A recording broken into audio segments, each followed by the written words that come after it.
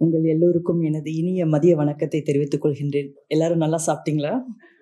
நல்லா சாப்பிட்டீங்களா? நல்லா தூங்கலாமா? ஏன்னா இதுக்கு முன்னாடி கொஞ்சம் எல்லாரும் பயந்துருப்பீங்க இல்லையா? ஏஐ வந்துடுச்சு, நம்மலாம் பதிப்பாளர்களா நம்ம என்ன செய்ய போறோம், அடுத்து நமக்குன்ட்டு என்ன வாய்ப்புகள் இருக்கு, இந்த வயசுல இவ்வளவு நாள் நம்ம கஷ்டப்பட்டு இவ்வளவு எபிலிட்டியை நம்ம வளர்த்துக்கிட்டு வந்த பிறகு, இவ்வளவு திறமைகளை நம்ம வளர்த்து கொண்டு வந்த பிறகு, இப்போ ஏஐன்னு ஒரு பயங்கரமான ஒரு அரக்கன் வந்திருக்கானே, இதை நம்ம எப்படி எதிர்கொள்றது அப்படிங்கிற பயம்லாம் எல்லாருக்கும் இருக்கும் இல்லையா? ஆனா என்ன கேட்டாக்கா எல்லாரும் இதை பத்தி அதிகம் பேசுவோம், இனிமேல் தொடர்ச்சியா பேசுவோம். எனக்கு வந்து மோர் ப்ராக்டிக்கலாக பேசணும் அப்படின்னு தோணுது. இப்போ வந்து தமிழ் நூல்கள் அப்படின்னு பார்க்கும் பொழுது நமக்கு தமிழ்நாடு அப்படிங்கிற ஒரு வட்டத்துக்குள்ளே தான் இருக்கும். நீங்கள் இலங்கைக்கு போய் நேரடியாக சென்று பாருங்கள். ஏன்னா அது அடுத்து மிக அதிகமாக தமிழர்கள் வாழ்கின்ற நாடுனா எதுனாக்கா இலங்கை. அந்த இலங்கைக்கு நம்ம போய் பார்த்தோம்னா அங்கே என்ன வகையான நூல்கள் அங்கே அதிகமாக விற்பனை செய்யப்படுகின்றனன்னு பார்த்தா இலங்கையிலே எழுதுகிற எழுத்தாளர்களுடைய நூல்கள் தான். அதை நம்ம புரிஞ்சுக்கணும். அடுத்து மலேசியா எடுத்துக்குவோம். மலேசியா அதுக்கு அடுத்து அதிகமான, மலேசியா சிங்கப்பூர் அதற்கு அடுத்து அதிகமாக தமிழர்கள் வாழ்கின்ற இடம். ரைட். இப்போ நம்ம என்ன நினைக்கிறோம், இங்கே என்ன நினச்சிட்டு இருக்கோம், அங்கே அதிகமாக தமிழ்நாட்டில் வெளிவருகின்ற நூல்கள்லாம் அங்கே நிறைய போகுதுன்னு நினைக்கிறோம். இல்லை, அங்கே லோக்கலாக இருக்கிற ஆத்தர்ஸ், அவங்களுடைய பப்ளிஷர்ஸ் இருக்காங்க. ஸோ அங்கே உள்ள நூல்கள் தான் அங்கே அதிகமாக வெளியாகின்றன. இப்போ வந்து லாஸ்ட் ஒரு 40 ஆண்டுகளாக பார்த்தோம்னாக்கா நிறைய இலங்கை தமிழர்கள் ஐரோப்பாவுக்கு போயிட்டாங்க. நான் வந்து யூஎஸ்லாம் பேசலை, ஏன்னா நம்ம ஃபோக்கஸ் வந்து இப்போ ஐரோப்பா மட்டும் சொல்லியிருக்காங்க. ஐரோப்பா மட்டும் எப்படி டார்கெட் பண்ணுறது நீங்கள் அப்படிங்கிறத மட்டும் பேசுவோம். இப்போ ஐரோப்பாவுக்கு போனவங்களை நீங்கள் பார்த்தீங்கன்னாக்கா ஆரம்பத்தில் போனவங்க நிறைய பேர் எல்லாமே இலங்கை தமிழர். உங்களுக்கு தெரியும், ஏறக்குறைய ஒரு 40 ஆண்டுகளாக பார்த்தோம்னா ஐரோப்பியத்துக்கு போனது இலங்கை தமிழர்கள். அவங்களுடைய நான் வந்து அங்கே போய் இப்போ 23 வருஷம். ஆரம்பத்தில் நான் அவங்களுடைய இலக்கிய சந்திப்புகளுக்காக போய் அவங்களுடைய இலக்கிய எழுத்துக்களை எல்லாம் பார்க்கணும்னு நான் முயற்சி செய்தேன். அப்போ பார்க்கும்போது தமிழகத்து நூல்களுக்கு அங்கே இடமே இல்லை. உள்ளே நுழைய முடியாது, உள்ளே வரவே முடியாது. ஆனால் அவங்களுடைய நூல்கள் வரும். அந்த நூல்கள் எல்லாமே எதை பற்றினாக்கா அந்த போருடைய வழிகள் தான். கவிதை, கட்டுரை அல்லது ஏதாவது ஒரு கதை, எல்லாமே போர் போர் போர் அதை பற்றியது தான் இருக்கும். ஸோ ஒரு காலகட்டத்தில் ஒரு 3-4 இயர்ஸ்க்கு என்னால் வந்து அதெல்லாம் தொடர்ந்து படிக்கவே முடியல. ஏன்னா சைக்கலாஜிக்கலி எனக்கே அது வந்து பெரிய பாதிப்பை ஏற்படுத்திடுச்சு. படிக்க முடியல. ஆனால் காலம் மாறுது. ஆஃப்டர் வார் 2009 பிறகு எல்லாமே சினாரியோ மாறுது. இப்போ பார்த்தீங்கன்னா 2010-15 இந்த காலகட்டத்தில் பார்த்தீங்கன்னா நிறைய தமிழ் நாட்டிலேருந்து வேறு நிறைய பேர் போகிறாங்க. ஐடி ஃபீல்டில் ஒர்க் பண்ணுறதுக்கு நிறைய பேர் போகிறாங்க. ஸோ நிறைய போகிறாங்க, ஃபேமிலிஸாக போகிறாங்க. அப்புறம் எடுகேஷன், இப்போ நான்லாம் போனதுலாம் எடுகேஷனுக்காக தான் போயிருந்தேன். ஆக எடுகேஷனுக்கு போகிறவங்கலாம் அவர் கல்யாணம் பண்ணிவிட்டு அங்கேருந்து ஒய்ஃபை கொண்டுட்டு வந்துடுறாங்க. அங்கே ஒரு புது செட்டில்மெண்ட் ஃப்ரம் தமிழ்நாடு உருவாயிடுச்சு. இதான் அந்த பாப்புலேஷன். மார்க்கெட் என்னன்னு நம்ம புரிஞ்சுக்கணும் முதல்ல. ரைட். எந்த மார்க்கெட் இருக்குது, அந்த மார்க்கெட்டுக்கு தகுந்த மாதிரி நம்ம எப்படி நம்மளோட ப்ராடக்டை கொண்டு போய் நம்ம விற்க போகிறோம் அப்படிங்கிறத நமக்கு தெரிஞ்சுக்கணும் இல்லையா? இதெல்லாம் நம்ம ஸ்டடி பண்ணிட்டு இருக்க இந்த சமயத்தில் தான் நமக்கு ஏஐ வருது இல்லை? இவ்வளவு ஒரு நல்ல காலமாக வருது, நமக்கு வந்து நிறைய நூல்களை கொண்டு போய் அங்கே போய் சேர்க்கலாமே அப்படின்னு நினைக்கிற சமயத்தில் நமக்கு ஏஐ வருது. அதுக்கப்புறம் நம்ம சொல்கிறோம், ஐயோ கிண்டல்னு ஒன்று இருக்கே, அதை வச்சுட்டு நம்ம என்ன செய்யறது, நம்ம புக்ஸ் என்ன ஆகுறது, நம்ம பயப்படுறோம். ஸோ 2007 வந்து கிண்டல் ரிலீஸ் பண்ணாங்க இல்லையா? 2007 ரிலீஸ் பண்ணாங்க. அதுக்கு பிறகு புக்கு விற்பதெல்லாம் குறைஞ்சி போச்சா? யோசிச்சு பார்ப்போம். குறைஞ்சதா? இல்லை, இன்னும் மல்டிபிள் ஆகிட்டு தான் இருக்குது.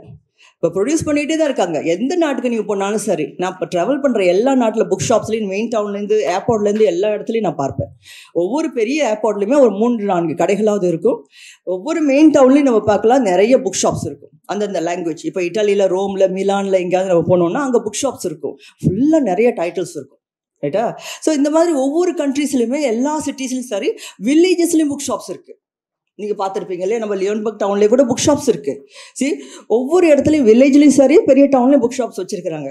ஏன்னா என்ன தான் ஆனாலும், என்ன தான் வந்தாலும், என்னுடைய சிந்தனைப்படி மனிதர்கள் கையில் புக்கை வச்சு கொண்டு படிப்பதற்கு விரும்புகிறாங்க. அது நடக்கும் நிச்சயமாக. அந்த நம்பிக்கை நமக்கும் வேணும். அதை எப்படி நம்ம வந்து அதை வந்து நம்ம பயன்படுத்தி கொள்ளலாம், அந்த வாய்ப்பை எப்படி பயன்படுத்தி கொள்ளலாம் அப்படிங்கிறத நம்ம போய் யோசிக்கணும். இப்போ பார்த்தோன்னா, இப்போ மலேசியாவில் 2015 வந்து ஒரு உலக தமிழராட்சி மாநாடு நடந்தது 2015.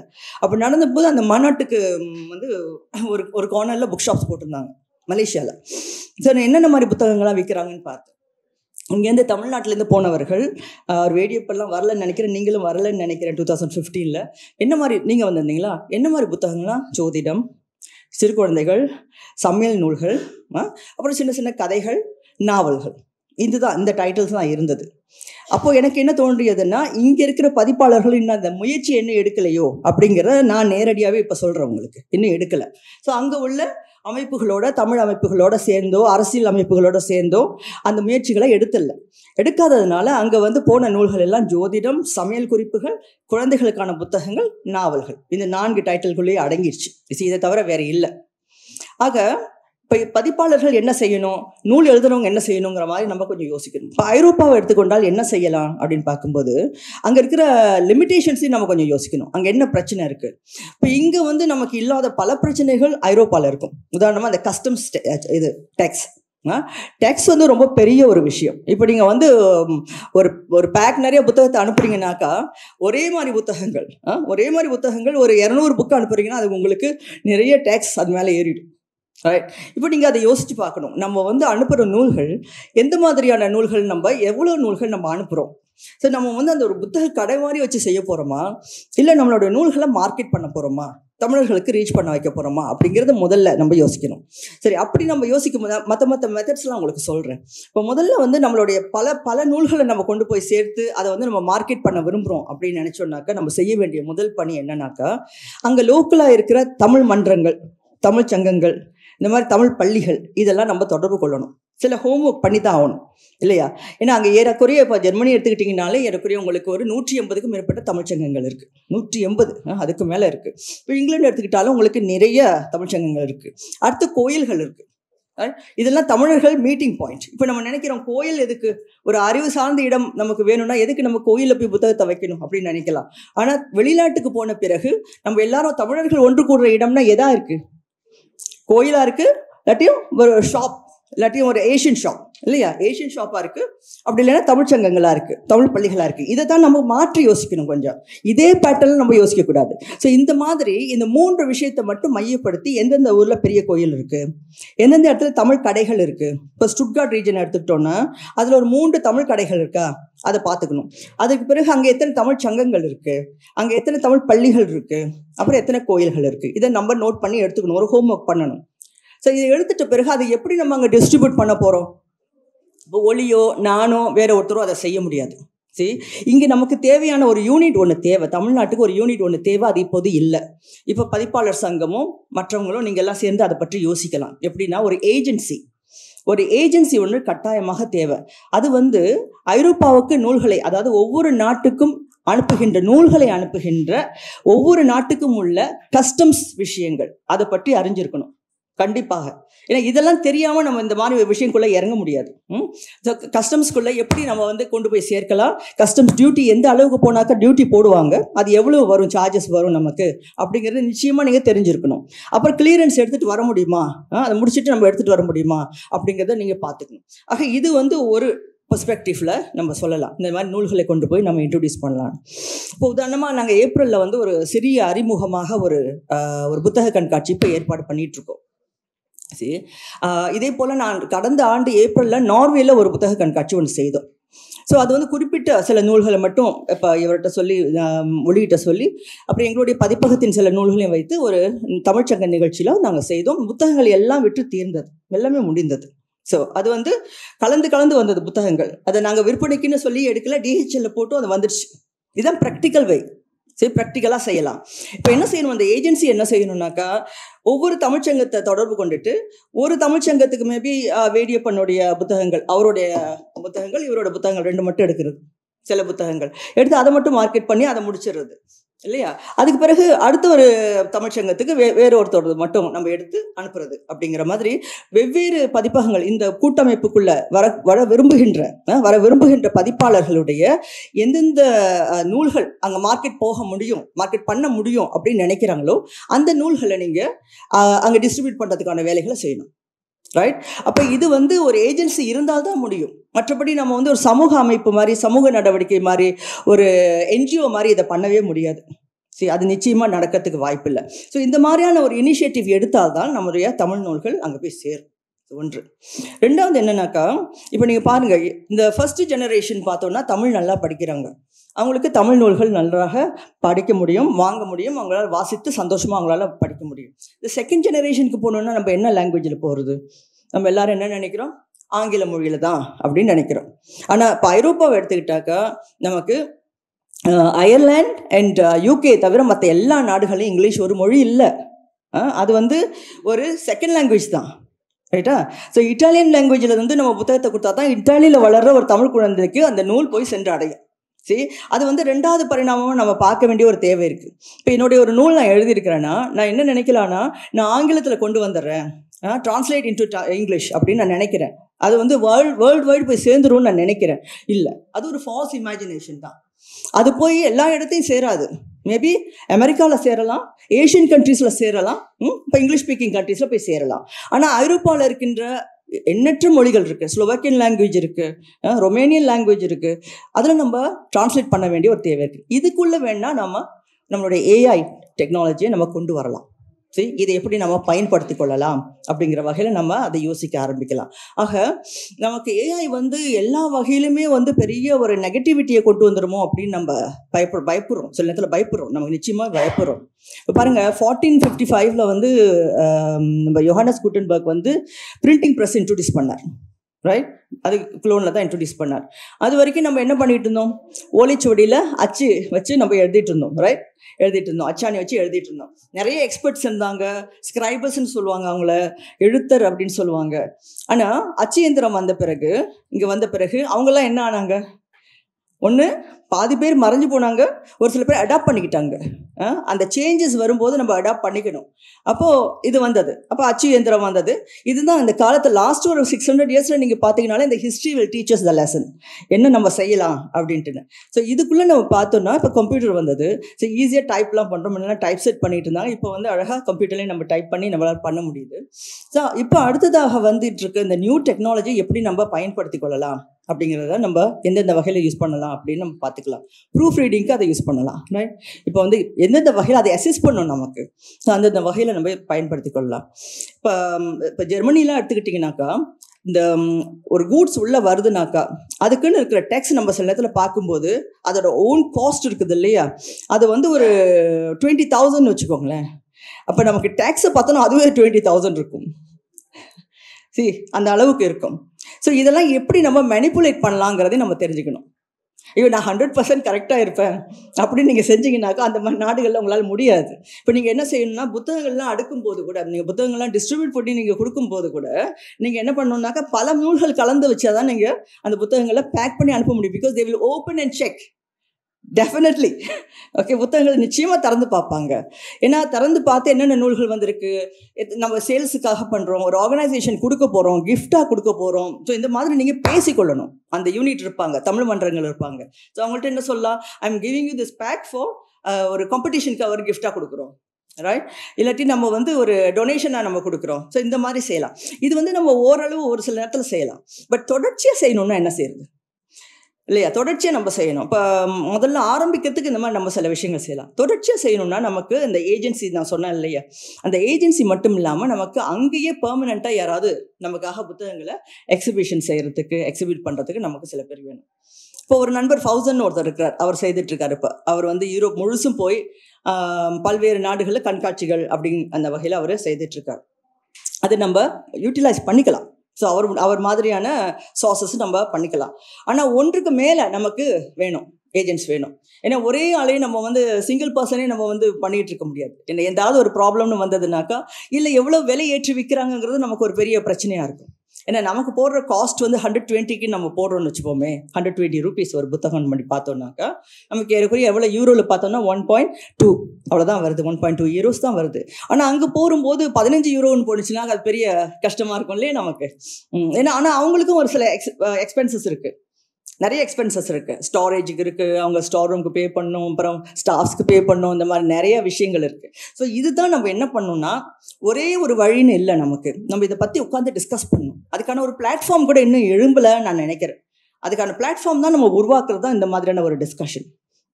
ஏன்னா யூரோப்பில் வந்து பல்வேறு வகையான நாடுகள் இருக்குது, பல்வேறு லாங்குவேஜஸ் இருக்குது. அந்த பல்வேறு லாங்குவேஜஸில் இப்போ குழந்தைகள், வளர்கிற குழந்தைகள், டீனேஜர்ஸ் அவங்க என்ன மாதிரி புக்ஸை விரும்புவாங்க. இப்போ தமிழ்நாட்டிலேருந்து ஒரு கான்டென்ட்டை நம்ம கொடுக்குறோன்னா என்ன மாதிரி கான்டென்ட் நம்ம அவங்களுக்கு கொடுக்கணும், எந்த லாங்குவேஜில் நம்ம கொடுக்கணும்.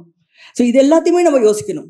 நான் ஒரு ஆத்தர், நான் எழுதுறதை எழுதுவேன், படிக்கிறதுனா படி, நீ வாங்கி விற்றுக்கோ அப்படின்னு நம்ம சொன்னோன்னா நமக்கு அங்கே வந்து போய் சேர்றது கஷ்டம்.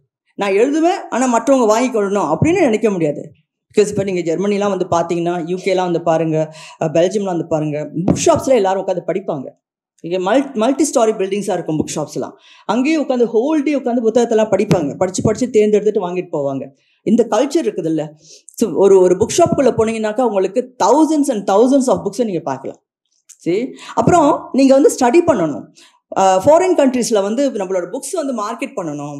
ஈவன் நான் தமிழ் ஸ்பீக்கிங் பீப்புள், அவங்க எத்னிக் குரூப் வந்து இப்போ அவன் வந்து ஸ்லோவாக்கியனாக இருக்கணும், இல்லாட்டி வந்து அவன் வந்து உக்ரைன்காரனாக இருக்கணும் அப்படின்னு நீங்கள் நினச்சிங்கன்னா கூட என்ன மாதிரியான கண்டென்ட் அவங்களுக்கு பிடிக்கும் அப்படிங்கிறது நம்ம பார்க்கணும்.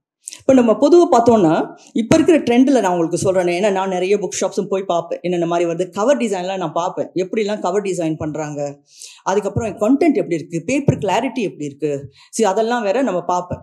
இப்படி பார்க்கும்போது நிறைய டாபிக் எதை பார்த்தீங்கன்னாக்கா லீடர்ஸை பற்றி இருக்கும். சரி, நல்ல லீடர்ஸ், சரி யார் இப்போ வந்து ரொம்ப பாப்புலராக இருக்கிறாங்க. பிகாஸ் எல்லாருக்குள்ளேயும் மனசுக்குள்ள ஒவ்வொருத்தருக்குமே அங்கெல்லாம் வந்து யூரோப்பில் கூட நான் நினைக்கிறேன் அவங்களுக்கு வந்து ஒரு பெரிய லீடர் ஆகணுங்கிற ஒரு உள்ளுக்கு ஒரு பெரிய ஒரு இன்ட்ரெஸ்ட் இருந்துக்கிட்டே இருக்குது, ஒரு ஃபயர்னு நம்ம சொல்லலாம். ஸோ அந்த மாதிரி லீடர்ஸை பற்றி ஒரு விமனோ இல்லை மென்னோ ஏதாவது ஒரு லீடர்ஸை பற்றி நிறையா இருக்குது. அடுத்தது வந்து மோட்டிவேஷன் தொடர்பான புக்ஸ் நிறையா இருக்கும். சரி, மோட்டிவேஷன், அப்புறம் வந்து டைம் மேனேஜ்மெண்ட்டு, அதுக்கப்புறம் வந்து எப்படி வந்து நம்மளே வந்து சைக்கலாஜிக்கலி நம்ம இம்ப்ரூவ் பண்ணிக்கிறது. சரி, அந்த மாதிரியான புக்ஸ் அப்படின்னு பார்த்தோன்னா ஏராளமாக இருக்கும். So 30 days how can you improve your self in 30 days அப்படின்னு போட்டிருப்பாங்க. ஸோ விதவிதமான டைட்டில்ஸ்லாம் இந்த மாதிரி பார்க்கலாம். இதெல்லாம் நாவல் மற்றதெல்லாம் தவிர்த்து இந்த மாதிரி டாபிக்ஸ் வரலாம். அப்போ இந்த மைண்ட் செட்லேயே வந்தவங்க, இந்த மாதிரி நூல்களே வாங்கினவங்களுக்கு நீங்கள் இங்கே இந்தியாவில் இருக்கிற லீடர்ஸை பற்றி கொடுத்தீங்கன்னா நிச்சயமாக வாங்குவாங்க. சரி, ஏன்னா புதிய லீடர்ஸை நான் இன்ட்ரடியூஸ் பண்ணிக்கிறோம் அப்படின்னு. அடுத்து இன்னொரு ஏரியா நான் மறந்துட்டேன், என்னன்னாக்கா அவங்களுக்கு வந்து இந்த டிஸ்கிரிமினேஷன் பற்றியே ஒரு இன்ட்ரெஸ்ட் இருக்குது. History and discrimination. So war, discrimination, அப்புறம் வந்து ஹிஸ்ட்ரி, இந்த மாதிரியான ஃபீல்டில் உள்ள புத்தகங்கள் நிறைய விற்கும். ஏன்னா அவங்களுக்கு இந்த ஹியூமன் ரைட்ஸ் அப்படிங்கிறதுல வந்து பெரிய ஆர்வம் உள்ள நாடுகள் யூரோப்லாம். ஸோ அதனால இந்த டாபிக்ஸ் வந்து ரொம்ப அதிகமான ஒரு ஆர்வம் இருக்கும். ஸோ இங்கே உள்ளவங்களாம் நீங்கள் எழுதணும், மல்டிபிள் லாங்குவேஜில் நான் கொண்டு போகணும். இப்போ ஃப்ரான்ஸ்க்கு நான் கொண்டு போகணும் லாங்குவேஜில், இட்டாலி, ஃப்ரான்ஸு, அப்புறம் நெதர்லாண்ட்ஸ், டச்சு, அப்புறம் வந்து ஸ்காண்டினேவியன் கண்ட்ரி லாங்குவேஜ்லாம் கொண்டு போகணும்னு நினச்சிங்கன்னா நீங்கள் டிஸ்கிரிமினேஷன் பற்றினு எழுதுங்க. ஓகே, அந்த டாப்பிக்கில் எழுதலாம். நம்ம கண்டென்ட் உருவாக்கில் தான் இருக்குது, நம்ம இன்ட்ரெஸ்ட்டில் தான் இருக்குது. ஸோ இந்த மாதிரி எழுதி மல்டிபிள் லாங்குவேஜில் நம்ம கொண்டு போகிறதுக்கான முயற்சிகளை பண்ணோம்னாக்கா இந்த செய்திகள்லாம் அங்கே போய் சேரத்துக்கான வாய்ப்புகளும் இருக்குது. ஸோ இதுதான், அதாவது எதுவுமே மேஜிக் இல்லை. இப்போ எல்லாமே வந்து இன்ஃபர்மேஷன் நமக்கு கிடைக்குது. இப்போ என்ன மாதிரி ஒரு பர்சன் ப்ராக்டிக்கலாக அங்கேருந்து வாழ்ந்துட்டு இருக்க ஒரு பர்சன் வந்து சொல்கிறது உங்களுக்கு ஒரு சில இன்ஃபர்மேஷன் தருது.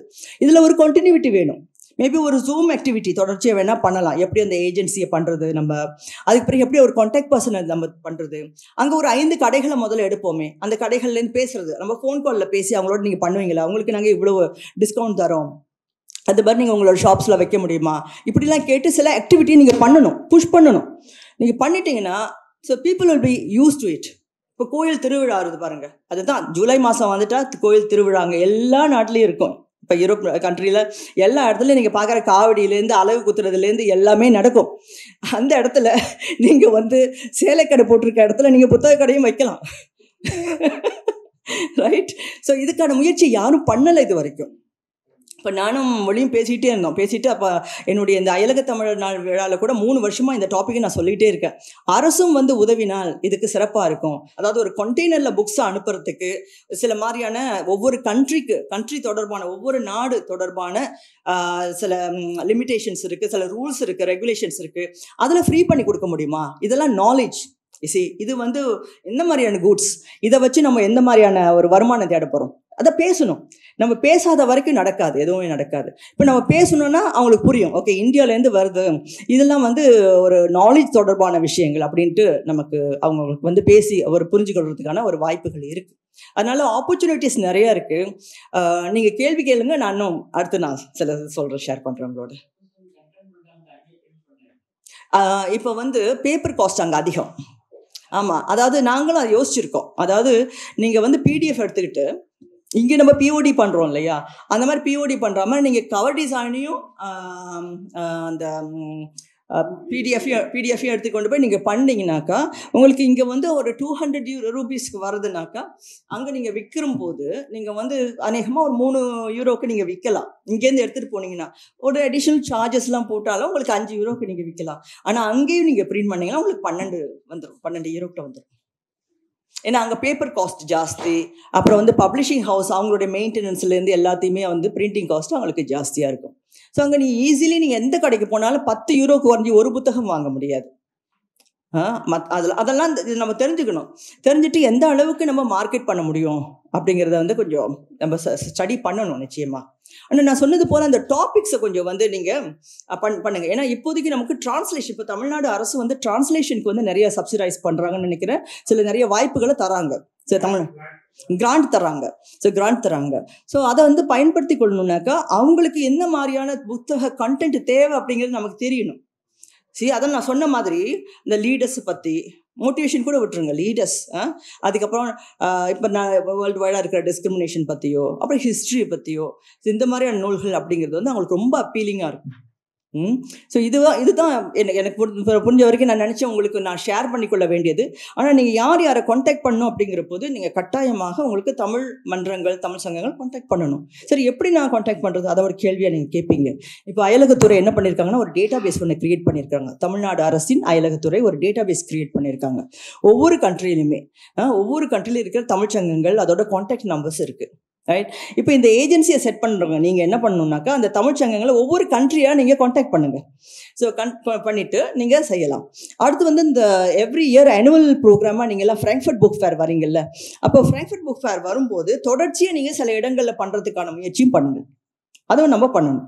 அப்படி பண்ணும்போது இந்த மாதிரி வராங்க, தமிழ்நாட்டிலேருந்து வராங்க, ஒரு 6-7 பேர் வராங்க அப்படின்னு வரும்போது அவங்களுடைய நூல்களை நீங்கள் கொண்டு வந்து நீங்கள் எக்ஸிபிஷன் பண்ணுறதுக்கு நீங்கள் காண்டாக்ட் பண்ணலாம். இப்போ என்ன மாதிரி ஆட்கள்லாம் நீங்கள் காண்டாக்ட் பண்ணிங்கன்னா நான் உங்களுக்கு சில தமிழ்ச்சங்கங்களை தொடர்பு பண்ணி கொடுத்துருவேன். போன முறை ஒளி வந்தபோது நான் மியூன்ஷன்லாம் ஒரு எக்ஸிபிஷன் நம்ம ஒன்று செஞ்சோம். ஸோ அந்த மாதிரி நல்லா நம்மளால் செய்ய முடிஞ்சது. அதுக்கு பிறகு நாங்கள் ஃப்ராங்க்ஃபர்ட்டில் ஒரு எக்ஸிபிஷன் ஒன்று செய்தோம். ஸோ இந்த மாதிரி முன்கூட்டியே பேசணும், லாஸ்ட் மோமெண்ட்லாம் பேசக்கூடாது. ஏன்னா அங்கே ஒவ்வொருத்தருமே காலைல சுடுதண்ணி ஊற்றிட்டு ஓடிட்டு இருக்கவங்க தான். எல்லாருக்குமே வந்து ஓடிட்டே இருப்பாங்க. அந்த மாதிரியான ஒரு சூழல் முன்கூட்டியே பிளான் பண்ணணும். யார் யார் வராங்க, எத்தனை பேர் வராங்க, என்ன டைட்டில்ஸ் கொண்டு வரோம், ஸோ யாரை காண்டாக்ட் பண்ணணும் அப்படிங்கிற வகையில் நம்ம வரணும். ரைட்டா? ஸோ இந்த மாதிரியான எல்லா முன் தயாரிப்போடும் வந்தாக்கா நிச்சயமாக புக்ஸை கொண்டு போய் சேர்க்க முடியும். ஏன்னா எனக்கு பர்சனலி எனக்கு ஒரு பெரிய ஒரு வருத்தம் என்னென்னா, நான்லாம் ரொம்ப நாள் வந்து புத்தகமே இல்லையே அங்கே நான் ரொம்ப கஷ்டப்பட்டிருக்கேன். நான் ஒவ்வொரு தடவையும் தமிழ்நாடு வந்துட்டு போகிறப்போது நான் தனித்தனி பேக்கில் வந்து புக்கை கட்டி எப்போதுமே நான் ஷிப் பண்ணுவேன். ஸோ அதுவே தனி காசாக வரும். அப்படி தான் நான் என்னுடைய கலெக்ஷன்லாம் நான் அங்கே வச்சுருக்கிறது. ஆக இந்த கஷ்டம் வந்து நமக்கு அங்கே இருக்க மக்களுக்கு நம்ம இனிமேல் தர வேண்டாமே இல்லையா? நாம் இங்கேருந்து இப்பொழுதே வந்து அதுக்கு என்ன மார்க்கெட் இருக்குது அப்படிங்கிறத ஸ்டடி பண்ணிவிட்டு நம்ம அதுக்கான முயற்சிகள் எல்லாம் செய்யலாம். ரைட்? ஏதாவது கேள்விகள் இருக்கா?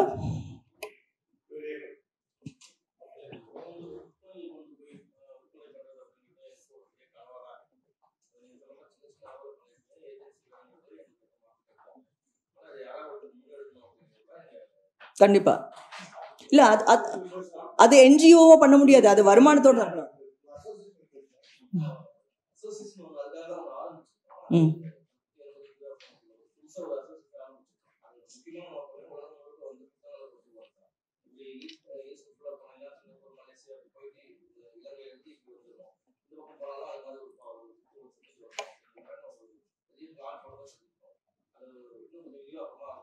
நிச்சயமா அது ஒவ்வொன்றுமே ஒவ்வொரு நாட்டுக்கு தகுந்த மாதிரி திட்டம் போடணும். இப்போ மலேசியான்னு எடுத்துக்கிட்டிங்கன்னா எப்போ வந்து ஸ்கூல் ஹாலிடேஸ் இருக்கோ அந்த நேரத்தில் நீங்கள் பண்ணிங்கன்னா ஸ்கூல் ப்ரெமிசஸ் யூஸ் பண்ணிக்கலாம், நீங்கள் பயன்படுத்திக்கலாம். அப்போ கொஞ்சம் ஸ்டடி பண்ணணும்.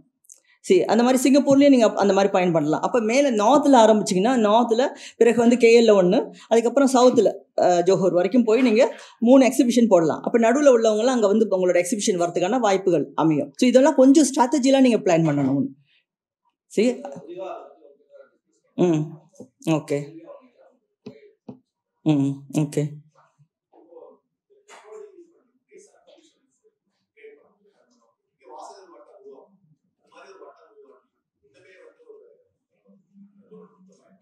ஆமாம், கண்டிப்பாக செய்யணும். இப்போ வந்து ஒளி கூட ஒரு விஷயம் ஆரம்பிச்சார். அதாவது ஒரு ஆத்தர் இருக்காங்கன்னாக்கா அவங்களே அவங்க நூலை பற்றி பேச வைக்கிறது. அது நின்று போச்சா அந்த இது ஆக்டிவிட்டி? கொஞ்ச நேரம், ஒரு 3 நிமிஷம் தாண்டக்கூடாது. 3 நிமிஷம் தாண்டக்கூடாது. அந்த ஆத்தர் தன்னுடைய புத்தகத்தை பற்றி பேசுறது, யார்கிட்ட வாங்கலாங்கிற மாதிரி ஒரு வீடியோ. அந்த மாதிரி வீடியோ அந்த மாதிரி வீடியோ நமக்கு தேவை, கண்டென்ட் நமக்கு தேவை. அதுக்குள்ளே வந்து நம்ம புக்கை எங்கே வாங்கலாம்? இப்போ நீங்கள் காமன் ஃபாக்ஸ் மாதிரியான ஒரு இடத்துல நீங்கள் விற்கிறீங்கனாக்கா அதன் மூலமாக வாங்கலாமா, ஆர்டர் பண்ணலாமா? இப்போ காமன் ஃபாக்ஸ் நான் நினைக்கிறேன் அவங்க வந்து ஈவன் வேர்ல்டு வைட் ஷிப்பிங் கூட அவங்க ஆரம்பிச்சிட்டாங்கன்னு நினைக்கிறேன். அப்போ நீங்கள் அதெல்லாம் போடலாம், அவங்களோட சில பேரோட டைஅப்ஸ் பண்ணலாம். ஆனால் ஒவ்வொரு ஆத்தரும் அவங்களுடைய புக்கை பற்றி பேசணும், இது எதை பற்றி பேசுது அப்படிங்கிற மாதிரி ஒரு வீடியோஸ். இதை வந்து பப்ளிஷர்ஸ் வந்து கொஞ்சம் நீங்கள் உங்களுடைய ஆத்தர்ஸ்ட்டை நீங்கள் சொல்லி வீடியோஸ், நல்லா அட்ராக்டிவான வீடியோஸ் நீங்கள் உருவாக்க சொல்லுங்கள். இது போய் மக்களை போய் சேரும், ரைட்டா? அது செய்யலாம். இப்போ ஷிப்பிங் சொல்கிறீங்களா? ஷிப்பிங் காஸ்ட் இப்போ நீங்கள் பார்த்தீங்கன்னா யூரோப்புக்கு உங்களுக்கு எக்ஸ்பென்சிவாக இருக்கும், அதே மாதிரி யூஎஸ்க்கு உங்களுக்கு எக்ஸ்பென்சிவ் ஷிப்பிங். மற்ற நாடுகளுக்குலாம் அவ்வளோ இல்லை. அதை நீங்கள் கொஞ்சம் அதான் ஒவ்வொரு கண்ட்ரி வாய்ஸாக நம்ம ஸ்டடி பண்ணணும். ஷிப்பிங்கில் கண்டெய்னர் எவ்வளோ போகுது? இப்போ மலேசியா சிங்கப்பூருக்குலாம் நீங்கள் நல்லா மார்க்கெட் பண்ணலாம், ஆனால் செய்யாமல் இருக்கோம், எக்ஸ்ப்ளோர் பண்ணாமல் இருக்கிறோம் நம்ம இன்னும். அங்கெல்லாம் நீங்கள் அழகாக ஒரு கண்டெய்னர், பெரிய கண்டெய்னர் போட்டுட்டிங்கன்னா இப்போ உங்களுக்கு தமிழ்நாடு அரசுக்கு நீங்கள் கான்டாக்ட் பண்ணி அவங்கள்ட்ட சொல்லி நீங்கள் வந்து அவங்க இருக்க மலேசியன் இந்தியன் காங்கிரஸோட ஒரு டைப் பண்ணிக்கோங்க. அவ்வளோதான். அரசியல் கட்சி தான், ஆனாலும் ப்ராமினெண்ட்டான ஒரு கட்சி. அவங்களோட நீங்கள் பண்ணிட்டீங்கன்னாக்கா, ஆனாலும் அப்படி நீங்கள் பண்ணி தான் ஆகணும். அதுதான் நாங்கள் பிளான் பண்ணோம், நானும் ஒளியும் கூட நாங்கள் பிளான் பண்ணோம். ஆனால் எங்களால் நடத்த முடியல, பிகாஸ் அந்த சமயத்தில் அரசியல் நிலைத்தன்மை சரியாக இல்லை அங்கே மலேசியாவில். ஆமாம், அதனால் அப்போ நாங்கள் செய்யலை. ஆனால் இப்போ நம்ம செய்யலாம். நீங்கள் கண்டிப்பாக நான் சொல்கிறேன், ஏன்னா அவங்களுக்கு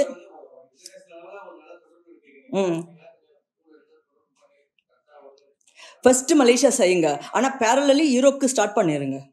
ஏன்னா இப்போ அந்த இன்ட்ரெஸ்ட் வந்துடுச்சு. இப்போ அநேகமாக ஏப்ரல் நாங்கள் ஒன்று பண்ண போகிறோம், குட்டியாக ஒன்று செய்கிறோம். புத்தகங்கள் போட்டு ஏறக்குறைய ஒரு 35 புத்தகங்கள் இன்ட்ரடியூஸ் பண்ணுற மாதிரி பிளான் பண்ணியிருக்கோம். அதான் ஒன்று சின்னதாக ஒன்று பண்ணிகிட்டு இருக்கோம், பண்ணுறதுக்கு பிளான் பண்ணியிருக்கோம். இந்த மாதிரி படிப்படியாக இன்ட்ரடியூஸ் பண்ணால் ஓகே, இங்கே நடக்குது போருக்கு, இங்கே நடக்குது போருக்கு. இப்போ என்னை பொறுத்த வரைக்கும் என்னென்னா, ஒரு 50 யூரோ கொண்டு வந்தாங்கன்னாக்கா ஒரு ஃபேமிலி, அவங்களுக்கு வந்து 10 புத்தகம் கையில் கொண்டு போனான்னா நான் சந்தோஷப்படுவேன். 10 புக்கு கொண்டு போனால் அவங்க வீட்டுக்கு குட்டி லைப்ரரி வைக்கலான்னு. ஆனால் சில பேர் என்ன செய்கிறாங்கன்னா 50 யூரோக்கு 2 புக்கு விற்கிற மாதிரி அவங்க விற்கிறாங்க. அது பெரிய ஒரு, எனக்கு அது ஒரு பெரிய தப்பாக இருக்குது. எனக்கு அது என்னால் அக்செப்ட் பண்ணிக்க முடியல. நான் அதுக்காக தான் காஸ்ட் ரிடக்ஷன் எப்படி பண்ணலாம் யூரோப்பில் நான் யோசிச்சுக்கிட்டே இருக்கேன். ஒரு இஷ்யூ தான். இப்போ வேடியப்பனுக்கும் எனக்கும் வந்து என் புக்கு 250 ரூபாய்க்குள்ளது விற்றாலே போதும் அப்படிங்கிற நிலைமையில தான் இருக்கும். கொண்டு போய் சேர்க்குறது நீங்கள் சொன்னது ஒரு அருமையான பாயிண்ட். அதுக்கு தான் வேடியப்பனை வந்து நாங்கள் வந்து திரும்ப திரும்ப முன்னெடுத்துக்கிட்டு இருக்கோம். இந்த புத்தகங்களை அனுப்புகிற காஸ்ட் அவர் சொன்னது போல் வந்து புத்தகத்தோட அதை கொண்டு போய் சேர்க்குற இப்போ வந்து சும கூலி தான் வந்து கூடையாக இருக்கிறதுனால அது நிச்சயமாக அரசாங்கம் வந்து ஏற்கனவே எங்ககிட்ட முன்னாலேயே சொன்னாங்க, முறைப்படி உங்கள் அமைப்பெல்லாம் வந்து கேட்டால் செய்ய தயாருன்னு சொன்னாங்க. அதுக்கு மேலே நான் எங்கள் அமைப்பை பற்றி பேசினா அது இங்கே அரசியல் நிலத்தன்மை இல்லாமல் போயிடும். அதனால் நிச்சயமாக இதை முன்னெடுப்போம்னு நினைக்கிறோம். நீங்கள் வந்து இந்த செஷனில் வந்து அவங்க இதை தான் பேசணும் அப்படிங்கிறத தீர்மானித்து வந்தது காரணமே வந்து இந்த புக்கை கொண்டு போயிடுச்சு. நான் அவங்க சொன்னது எல்லாமே நான் ட்ரை பண்ணேன். நானும் வந்து அவங்க சொன்ன மாதிரி ஒரு புக்கை வந்து இப்படிலாம் தனித்தனியாக வச்ச போது யாருமே வாங்கலை. அதே வந்து கடைசியில் இங்கே வா அப்படின்னு சொல்லிட்டு அவங்க சொல்லி கொடுத்தாங்க. 3 புக்கை எடுத்து $10, 3 புக்கு எடுத்து 10 யூரோ, இல்லை நான் 5 புக்கை எடுத்து 15 யூரோன்னு சொல்லினாங்க. நம்பவே மாட்டீங்க, கண்ணு மூடி கண்ணு திறக்கிறதுக்குள்ள எல்லாம் விற்றுட்டு என் பாக்கெட்டில் ஒரு 120 யூரோ வந்துச்சு. ஏன் அப்படின்னா அதுதான் அங்கே சைக்காலஜி. நீங்கள் வந்து இதை மட்டும் வாங்குங்க அப்படின்னா நிறைய பிரச்சனை யோசிப்பாங்க. நாங்கள் என்ன சொல்கிறோன்னா, நான் இந்த வருஷம் நானும் உங்களோட கண்டிப்பாக வரேன். ஒரே ஒரு வேண்டுகோள், நம்ம அரசாங்கத்திட்ட சொல்லி எங்களுக்கு கண்டெய்னரில் மட்டும் இங்கேருந்து அனுப்புறதுக்கு ஏற்பாடு பண்ணி காசு கொடுங்க, போதும் எதுக்கு செலவு பண்ணுறது. சார் வாருங்க, அரவிந்தன் சொல்லுங்கள்.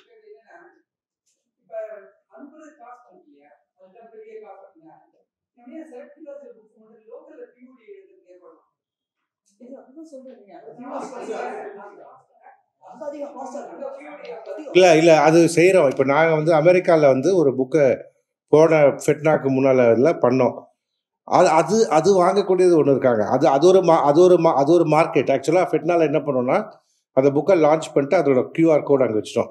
யார் வேணாலும் வந்து அந்த $10 பே பண்ணிட்டா 3 நாளில் புத்தகம் அவங்க வீட்டுக்கு போகிற மாதிரி பண்ணோம். அது ஒரு செட் ஆஃப் பீப்புள் வாங்குறாங்க. அது மட்டும் இல்லை மார்க்கெட்டை சார். நான் கண்ணனும் வந்திருந்தார் அந்த எக்ஸிபிஷனுக்கு. நாங்கள் இந்த கூட்டம் வந்து ஒரு வெறி பிடித்து அந்த வந்து புத்தகத்தை பார்க்கணும், எடுக்கணும், தொடணும், கொடுக்குற 10 யூரோவுக்கு வந்து புக்காக அள்ளிட்டு போகணும் அப்படின்னு நினைக்கிற குரூப் இருக்குல்ல, அதை தான் டேப் பண்ணுவோம். விலை கூட இருக்குல்ல சார். நீங்கள் 150 ரூபா கொண்டு போகிறது வந்து சார், கொண்டு போகிறதுக்கு அது தாங்க முடியல. பதிவுகள் இப்போ இப்போ ஷார்ஜா எல்லாம் எடுத்துகிட்டு போகிறாங்கல்ல, தே மேட் பண்ணி ஷார்ஜாவில் சக்ஸஸ்ஃபுல் ஆனது காரணம்னா தனியாக வேடியப்பன் டிஸ்கவரி கொண்டு போயிருந்தா காலியாக இருப்பார். அவங்க ஒரு 10 பேராக சேர்ந்து போகிறதுனால தப்பிக்கிறாங்க. அதே மாடல் இப்போ யூரோப் நான் தனியாக கொண்டு போகும்போது ஓரளவுக்கு மார்ஜின் பண்ண முடியும். ஆனால் இப்போ நாங்கள் 10 பேர் சேர்ந்து ஒரு கண்டெய்னரில் கொண்டு போனால் டெஃபினட்டாக வந்து காஸ்ட் அட்வான்டேஜ் தானே சார். இது இன்னொரு விஷயம் மட்டும் சொல்லி முடிச்சுக்கிறேன். அதாவது என்னன்னா, இப்போ என்ன நம்ம சேல்ஸ் தான் முக்கியமாக பார்க்கணும். மெயின் அது நமக்கு வந்து சேல்ஸ் தான். இப்போ அதுக்கு என்ன பண்ணணும்னா நான் சொல்கிற மாதிரி ரொம்ப ரொம்ப இம்பார்ட்டன்ட். இதை வந்து கேஸ் பை கேஸ் பார்க்கணும். கண்ட்ரி பை கண்ட்ரின்னு ஸ்டடி பண்ணியே ஆகணும். இப்போ மலேசியாவில் பாப்புலேஷன் எங்கே அதிகமாக இருக்குது நீங்கள் பார்த்து ஒரு நோட் பண்ணி எழுதிக்கணும். அங்கே காஸ்ட்டு உங்களுக்கு டிரான்ஸ்போர்ட் இல்லாட்டி இந்த லாஜிஸ்டிக் உங்களுக்கு எவ்வளோ வருது, கஸ்டம்ஸ் டியூட்டி எவ்வளோ வருது எழுதிக்கணும். அது ஒன்று வச்சுக்கணும். அடுத்ததாக வந்து இந்தோனேஷியாவில் மேடால தான் நிறைய பேர் இருக்கிறாங்க தமிழர்கள். அங்கே என்னத்தை எவ்வளோ அனுப்பலாம் அப்படின்னு அதுக்கு வந்து தனியாக பார்த்துக்கணும். எவ்வளோ பாப்புலேஷன் இருக்குது, என்ன பண்ணணும் அப்படின்னு பண்ணிக்கணும். சிங்கப்பூர் உங்களுக்கு எல்லாருக்கும் தெரியும். சிங்கப்பூர் ஹோல் ஐலேருந்து தமிழ் நிறைய பேர் இருக்காங்க, அங்கே அனுப்புறது. அதுக்கப்புறம் யூரோப்பில் எந்தெந்த கண்ட்ரி அப்படின்னு நீங்கள் பார்க்கணும். இந்த ஒவ்வொன்றையும் பண்ணிட்டு கேஸ் ஸ்டடி மாதிரி நீங்கள் முதல்ல ஒரு 3 கண்ட்ரி அட்டாக் பண்ணுங்களேன். சரி, ஜஸ்ட் 3 கண்ட்ரி. அதுக்கு பிறகு இப்போ இலங்கை எடுத்துக்கிட்டிங்கன்னா நீங்கள் பிஓடி அங்கே பண்ணலாம். இப்போ சார் சொன்ன மாதிரி பிஓடி இலங்கையில் பண்ணலாம். ஏன்னா அங்கே இன்னும் காஸ்ட் குறைச்சி நீங்கள் அங்கே உள்ள கம்பெனிட்டோ ஏதாவது ட்ரைஅப் பண்ணுங்கள். பப்ளிஷரோ ட்ரைஅப் பண்ணிக்கிட்டு நீங்கள் உங்களுக்கு மட்டக்களப்பு இருக்குது, யாழ்ப்பாணம் இருக்குது, மலையகம் இருக்குது, ரைட், கொழும்பு இருக்குது. இப்போ கொழும்பில் நீங்கள் பிரிண்ட் பண்ணிவிட்டு எல்லா இடத்துக்கும் நீங்கள் டிஸ்ட்ரிபியூட் பண்ணிடலாம். இப்போ நான் சொன்ன பிஓடி வேறு எங்கேயுமே இல்லைனாலும் இங்கே ஒர்க் பண்ணும். பிகாஸ் தமிழ்நாட்டு காசை விட அங்கே உள்ள காசு கரன்சி ரொம்ப அது மதிப்பு குறைச்சல். அதனால உங்களுக்கு நீங்கள் பிஓடி அங்கே பண்ணலாம். இதுதான் நான் சொல்கிறேன். ஒவ்வொரு நாட்டுக்கும் தகுந்த மாதிரி நீங்கள் பண்ணிக்கிட்டு உங்களோட அப்ரோச் வேணும், சரியான அப்ரோச் வேணும். இப்போ யூரோப்புக்கு வரும்போது யூரோப்பை நீங்கள் விட்டுறாதீங்க. ஸோ அது ரொம்ப கஷ்டமாக இருக்கே, காம்ப்ளெக்ஸாக இருக்குன்ட்டு ஒரு முதல் தடவை ட்ரை பண்ணி பாருங்கள். ஏன்னா அங்கே தேவை இருக்குது. மக்கள் ரொம்ப விரும்புகிறாங்க, நூல் வேணும்னு விரும்புகிறாங்க நல்லா. ஆனால் அவங்களால முடிஞ்ச அளவுக்கான காஸ்ட்டில் வேணும்னு விரும்புகிறாங்க. அது நம்ம கொடுக்குற தேவையும் இருக்குது, ரைட். ஸோ இது மாதிரி அதனால் என்னுடைய அட்வைஸ் இல்லாட்டி சஜஷன் என்னென்னா, ஒவ்வொரு நாட்டுக்குன்னு பாருங்கள். முதல்ல மலேசியா, சிங்கப்பூர், இலங்கை, ஐரோப்பாலாம் நீங்கள் ஜெர்மனி எடுத்துக்கோங்க. ஏன்னா நான் இருக்கிறதுனால உங்களுக்கு ஏதாவது ஒரு வகையில் நான் சப்போர்ட் பண்ண முடியும். இந்த 3 கண்ட்ரியை முதல்ல எடுத்துக்கிட்டு அதுக்கப்புறம் நம்மளுடைய இந்த எக்ஸ்பீரியன்ஸை பேஸ் பண்ணி நம்ம போவோம். அந்த டீமை உருவாக்குங்க. அந்த டீமுக்குள்ளே பொறாமையெல்லாம் வேண்டாம். எல்லாரும் ஒருத்தருக்கு ஒருத்தர் ஹெல்ப் பண்ணுவோம், ரைட். ஒருத்தருக்கு ஒருத்தர் நம்ம ஹெல்ப் பண்ணிட்டு எப்படி நம்ம இம்ப்ரூவ் பண்ணுறோம். மேபி ஒரு பாட் மாதிரி வச்சுக்கோங்க. எக்ஸ்ட்ரா காசு வந்துச்சுனாக்கா அது இந்த பாட் மாதிரி ஒரு தனி பேங்க் அக்கௌண்ட் வச்சுட்டு நீங்கள் அதில் வச்சுக்கோங்க. அப்படி வேணால் சேர்த்துட்டு வாங்க. அது ஒரு தனியான உங்களோட எக்ஸ்பென்சஸ்க்கு, ஏதாவது ஒரு எக்ஸ்பென்சஸ்க்கு யாராவது ஒருத்தர் நீங்கள் அனுப்புறதுக்கு கூட அது யூஸ்ஃபுல்லாக இருக்கும். எல்லா எக்ஸிபிஷனுக்கும் எல்லாரும் போகணும்னு அவசியம் இல்லை. இப்போ ஒரு 10 பேரோட பப்ளிஷர்ஸோடைய புத்தகங்கள் ஒரு இடத்துல நடக்குதுன்னா இப்போ அவரை மட்டும் அனுப்பி வைக்கலாமே இல்லையா? அவரை மட்டும் அனுப்பி வச்சுட்டு அவர் அந்த எக்ஸிபிஷனை மெயின்டைன் பண்ணிக்கலாம்.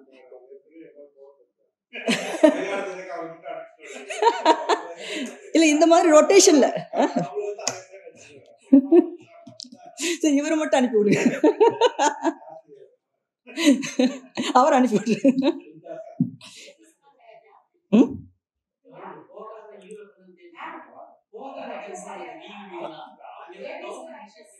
கொஞ்சம் இருங்கம்மா, இல்லை சொல்லுங்க.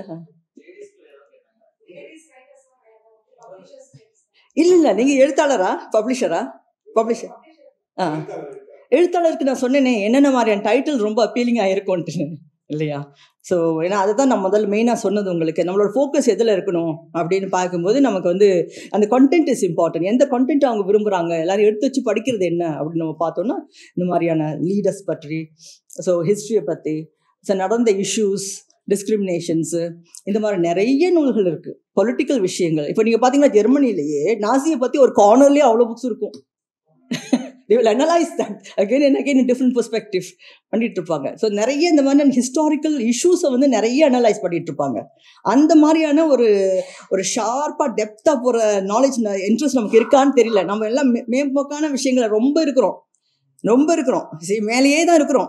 சீக்கிரம் நான் எழுதி ஒரு நூலை கொண்டு வந்து போட்டணும்னு நினைக்கிறோம். ஒரு கவிதையை நான் போட்டணும். அப்போ நானும் ஒரு எழுத்தாளர். என்னை பொறுத்த வரைக்கும் நான் என்ன சொல்லுவேன்னா, ஒரு நல்ல ஒரு சீரியஸான நமக்கு ஒரு தெளிவு வர வரைக்கும் நம்ம முதல் நூலையை எழுதக்கூடாது. முதல் நூலை நம்ம எழுதும் போதே நமக்கே கான்ஃபிடென்ட்டாக இருக்கும். என்னோட ஃபர்ஸ்ட்டு அது பேபியே அது வந்து ரொம்ப தரமான பேபியாக இருக்கணும், ரைட். இது நம்ம பார்த்துக்கணும். அப்போ வந்து அது எந்த மார்க்கெட்டுக்குள்ளே போகுங்கிறது நம்மளே பார்த்துக்கலாம். அந்த குவாலிட்டின்னு வரும்போது நமக்காக விரும்பி வாங்குறவங்கன்னு சில பேர் இருப்பாங்க, அது வேறு. உண்மையிலேயே ஒரு மார்க்கெட் பண்ணக்கூடிய தரம் இருக்கா அப்படின்னு நம்ம பார்க்கும்போது அந்த கண்டென்ட் நம்ம ஸ்டடி பண்ணணும். நிறைய இப்போ வந்திருக்க நூல்கள்லாம் அந்த கவர் டிசைனை பாருங்கள், நெட்டில் தேடி பாருங்கள், லேட்டஸ்ட் பெஸ்ட் செல்லர்ஸை பாருங்கள், உங்களுக்கு ஒரு ஐடியாஸ் கிடைக்கும். சொல்லுங்கள் சார்.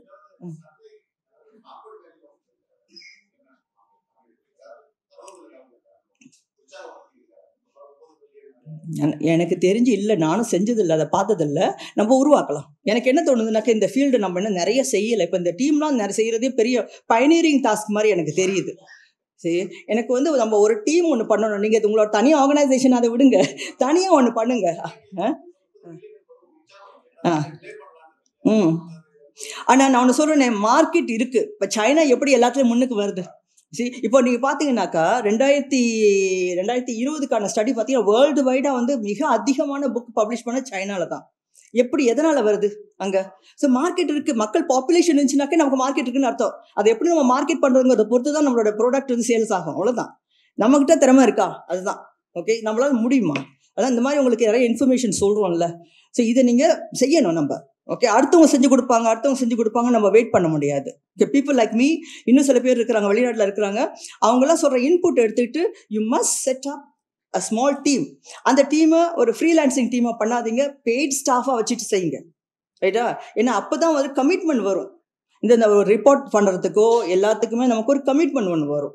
அதை வச்சு நம்ம ப்ரொடியூஸ் பண்ணி முதல்ல மார்க்கெட் ஸ்டடி, அதுக்கப்புறம் ஒவ்வொரு கண்ட்ரி கேஸ் பை கேஸ், அதுக்கு பிறகு நம்ம வந்து நம்ம டெஸ்ட் பண்ணி பார்ப்போம். இங்கே பைலட் போகும்போது வந்து இப்போ மலேசியா மாதிரி நான் சொன்னது மாதிரி மலேசியா இலங்கை நீங்கள் நேராக போய் பல இடங்களை கவர் பண்ணிட்டு வந்துடலாம். யூரோப் மாதிரி போகும்போது 2-3 இடத்த மட்டும் கவர் பண்ணிட்டு வந்துடலாம். ரைட்? இப்போ ஒவ்வொன்றுக்கும் இப்போ எங்கள் மாதிரி ஆட்கள்லாம் நீங்கள் கேட்டிங்கன்னாக்கா நம்ம சொல்லுவோம் என்னென்ன மாதிரி ஆட்களை நீங்கள் மீட் பண்ணலாம். அது மாதிரி நிறைய ஃப்ரெண்ட்ஸ் இருக்காங்க வேர்ல்டு வைடாக, அவங்களெல்லாம் உங்களுக்கு லிங்க் பண்ணி கொடுக்கலாம்.